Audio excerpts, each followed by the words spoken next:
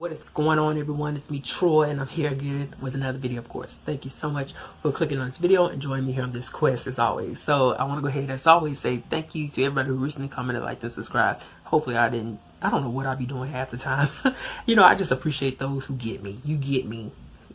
So you the people I'll be looking forward to talking to over here. So I ended up reading Starlight Passage, which I just finished today, by Anita Richmond Bunkley. As you guys know, this author, I presented her book Black Gold last year for Read So Lit. I read that last year. Immediately after I read that book, I was so enthused by her work, or that book in general, that I ended up buying this book. And here we are a year later when I'm finally reading this book. But nonetheless, I did finish reading this book. And while I will give Black Gold a solid 5 stars, unfortunately, Starlight Passage was a safety net of 3 stars. 3 stars fell into it. Now, it wasn't a bad book. It had some very good points. It had some very great parts, but there was some muddleness in this particular book. I'm going to do this right here. I'm going to read the second paragraph in the synopsis. Some people feel some type of way about that, but usually when I can't articulate, which I never can do, in words, I need some assistance, because this is probably one of the things that I found really difficult when it comes to this book. So here we are, and I'll get into that. When Kiana Sheridan begins investigating her family's roots as part of her doctoral dissertation, she is motivated as much by a personal desire to reclaim a family legacy that has long been denied. Kiana believes her great-great-grandfather was an artisan working in decorative glass on a Tennessee plantation. With his wife, he fled slavery via the Underground Railroad just before the outbreak of the Civil War. But there the trail goes cold. If only Kiana can piece together the missing link, she'll understand what happened to the glass and complete the research her mother had started before her death. Now, here is where I had some problems. There's 3 things that you probably gathered out of that, or a couple of more, starting with the character of Kiana Sheridan. She's a character who is a school teacher who was recently released of her job, but she still is in her studies. She's still a scholar. As it states, she's working on her dissertation. I don't know nothing about that, girl. I ain't got the money or the brain power to pull one of those off, so y'all have to do the work over there on y'all end about earning your dissertation. I got it, but that ain't in my spirit to try to earn it. I just ain't got it, but I ain't got that part. So with that being said, the key orbiting argument of Kiana's dissertation, or the makeup of it, is that of reparations for the descendants of slaves. Now that branched into her trying to complete the biography that her mother set out to write, who her mother died in a plane crash. And that also entailed her tracing some false glassware that has the signature of her great-great-grandfather, who was a slave, although it's not his authentic work. And then we tie in the dissertation. While all of those things combined was a combination of the motives of this whole entire book, the whole backbone, while we're reading it, is to uncover all of these different pathways and histories and lineages and artisans, where for whatever reason I found a lot of that to be just completely muddled in the fray of everything. One thing I really wish the author did was she ground this down to one thing. Okay, I get it.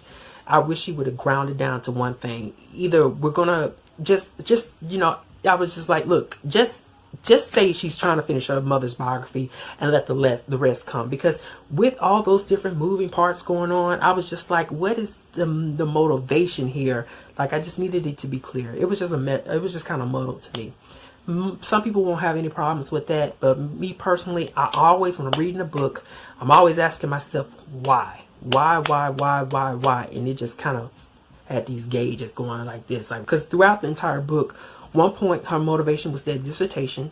One point was she was trying to finish her mother's biography. One point she was trying to, see who was on the black market of sorts, was trying to sell some false glassware that had the signature of one of her great-great-grandfathers who was a slave. So, yeah, that was probably one of the big issues that I had. I just wish they had slimmed down to it. But one of the things I want to point out is that while it is historical fiction, it's also very subtle, not so subtle thriller. There are a lot of conflicting characters and situations whose narratives we the reader go into that are trying to stop Kiana as well as her partner Rex, who are going about trying to, you know, girl, either write this dissertation or write her mama's biography or uncover this glass. One of the three, child. One of the three she was trying to do. Y'all see what I'm saying? Just y'all. So as I said, it's part historical fiction. It's part subtle, not so subtle, suspenseful thriller. The book pivots from the past to the present, and as I said, some of the more oppositional force characters throughout the book, throughout the present, who's trying to stop Kiana. So we get the perspective of, in terms of the present, Kiana, as well as her partner Rex. We get the perspective of Kiana's stepsister, Ida, a very interesting and character to be given the side eye of. You'll see as you read along. And then we get to some of the much more side characters who have motives to stop Kiana. And while all of those were interesting as they fed into the thriller and suspense aspect, and it was nice to see Kiana move forward, and she went to different museums to uncover her past, although that did grow wearisome after a while, because once again I was struggling with that root connection of why we were in this journey and why we were doing all this. The glowing pieces of this book were actually, to me, the past chapters, the chapters that reflected back to the past, and the author did it two different ways. The prologue itself takes us back to Kiana's ancestry roots, and it is that of an African princess who, at the beginning of the book, she is actually captured by slave traders and subsequently sentenced to slavery. But the interesting thing about this character is she had this talent of art, and that, of course, subsequently transferred into the talents that arose in Kiana's great-great-grandfather, who was a slave, and, as I said, the glassware. So that was what launched the book off. We got a clear view into Kiana's ancestry, and then, of course, Kiana's investigation started to go about. But the best parts of this book, the parts that I loved the absolute most, were the framed narratives that looked into Kiana's, who looked into the African princess's daughter, who was raised in slavery, as she proceeded to escape during the Underground Railroad with her partner, as well as the story proceeded forward with her baby in hand.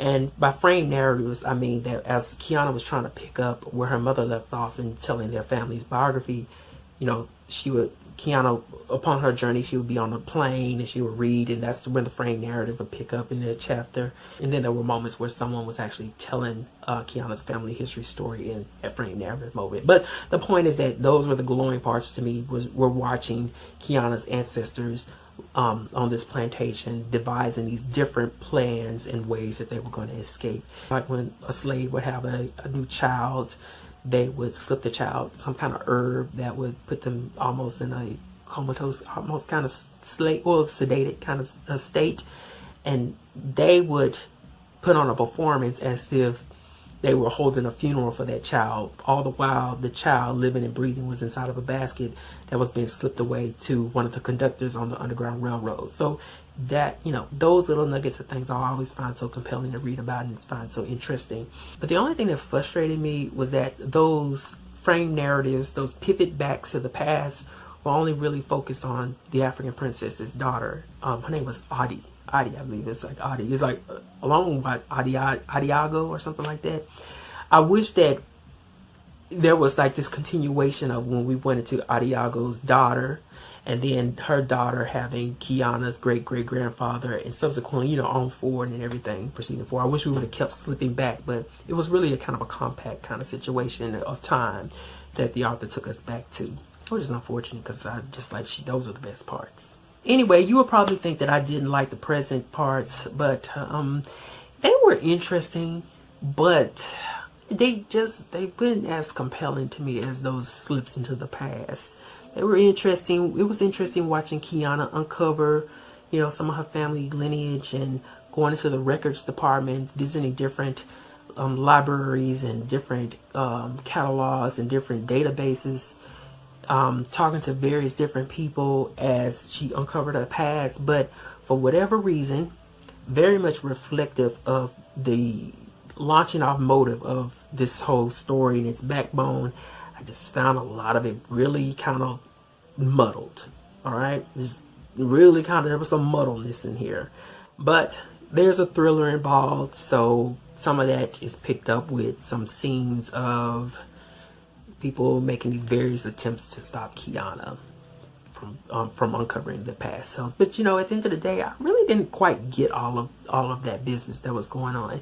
It really was just the author taking us to the past. That was just, I don't know, that was where the shine was to me, unfortunately. Like I said before, it's just I needed that ground to be solid there. I get it. It was a juggling of this, a juggling of that, and juggling this and juggling that, but I just needed to be solid. I needed it to be just very simple. We don't need to overcomplicate things here, you know. And then it was especially frustrating because while she was earning her dissertation, there were no ties to whatever college or university that she was operating within, like that she was operating out of. And as I said, Kiana was fired from her job at the school she was working at. We needed I think those ties would have been very necessary to ground the character and ground her upon her journey.